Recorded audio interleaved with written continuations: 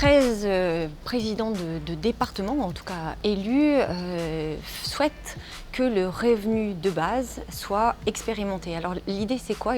Sur la base d'un rapport, ils demandent qu'il y ait un projet de loi qui permette une expérimentation pour qu'on mette en place un revenu universel, alors sous condition de ressources, c'est-à-dire qu'on attribue une somme à des personnes qui sont dans la pauvreté, l'idée étant d'éradiquer la pauvreté. Il y a 9 millions de personnes qui vivent sous le seuil de pauvreté en France.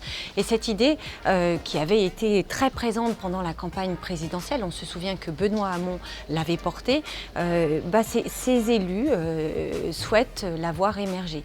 Alors ce matin, Benjamin Griveaux, le porte-parole du gouvernement, a balayé d'emblée cette proposition en disant que ça ne valorisait pas le travail et que c'était une mauvaise réponse.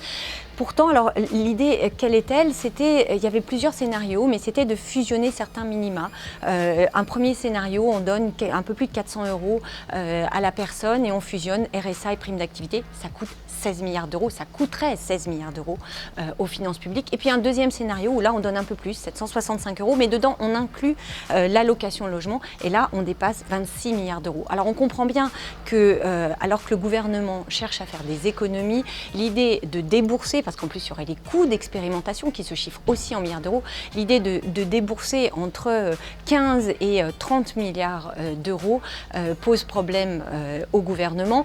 Alors sachant par ailleurs, il faut le rappeler, que la Finlande par exemple avait expérimenté un revenu de base pendant 2 ans et qu'elle a mis un terme en disant que ça n'était pas une expérience concluante. Il y avait eu aussi un rapport de l'OCDE l'année dernière qui avait jugé ce système peu efficace pour éradiquer les gens de la pauvreté.